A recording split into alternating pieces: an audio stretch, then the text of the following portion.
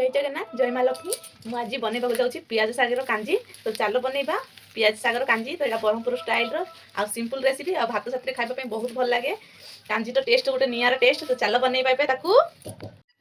एटा हूँ देखो 3-4 दिन भात खटा हो यहाँ मुझे कांजी बनइबी माने आम ब्रह्मपुरिया तो फेमस कांजी केते प्रकार कांजी अच्छी। तो यहाँ मुझे पियाज सागर कांजी करी। तो यहाँ हूँ खटा पानी साथ भातटा बसैबा जदि भातर पेज भी थी मिसई पारे कि भातर पेजटा पछे भी मिसैले हम मुझे भातटा करना। तो यहाँ देखो हाथ टे मंथी ने भातटा खटा भात जदि आप कांजी बनइबे ना बहुत टेस्ट लगे। तो मुझे पियाज साग कांजी बनइबी। तो से यहाँ हाथ में देखो यहपरी टिके भात गुड़ा जो गोटा गोटा अच्छी अल्प अल्प मिक्स करने। तो देखो यहाँ आम हल्दी पाउडर आउ लंका पाउडर मिसेकी यहाँ टे मिसौची आगे देखा। एबे देखो ये मुझे लंका पाउडर नी आए हल्दी पाउडर एड करनी। यहाँ आम गैस रो हिटर हो चूल्हे बसैबे। देखो हिटर चढ़ी नौ यहाँ फुटा छाड़ा आम ए छाड़ी दौ। एबे देखो आम पियाज गुड़ा काटी हटेदेबा। यहाँ फोपाड़ा ना पियाज गुड़ा किसी चिप्स आकार कर खाइबा ना सब्जी रे देदेबा परिवार।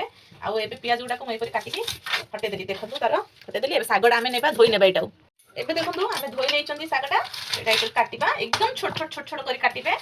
एपरी पकड़िए पूरा आउपरी छोट छोट छोट छोट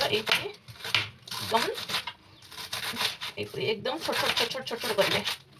देखो यपरी एकदम पीस पीस कर छोट छोट कर चुन चुन कर काटिबे। देखो पियाज कटा सरीगला चुन चुनी आहरी भल हो पाता किंतु मो द्वारा एत भल भी हुए ना माँ थे भल करे। तो देखो कटा सरला आमर देखो आमर खटा भात पानी माने कांजी फुटी आसलानी। एम कटा साग जो पियाज साग काटी एड करने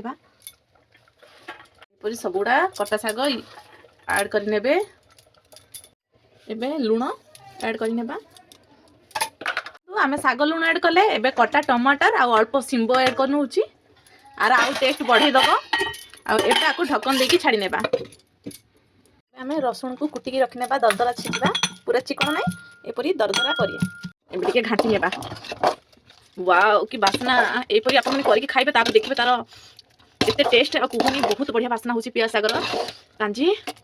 ये आमर है लगे समय तो ढाक छाड़देबा। तो ये आम साग आ सब सीझी जाइए कांजी आमर फुटे ना बाकी सब हो गलानी सीझिकी देख। तो चलो सब छुंक देवा आम सोस तेल ऐड कले कंचा लंका सुखला लंका ऐड कले सोरस एबे रसुण छिचा।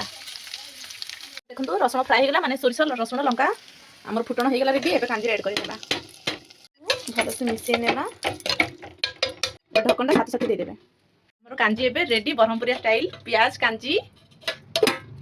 आगे मु कांजीटा खाई देखौची जो कांजी बढ़िया होची पियाज कांजी ना मु खावन कांजी ए कांजी बहुत टेस्ट होइछल मा ने कांजी कांजी भलो छी हां नाइ कोथुल खाइबी नी बढ़िया लागुछल मा।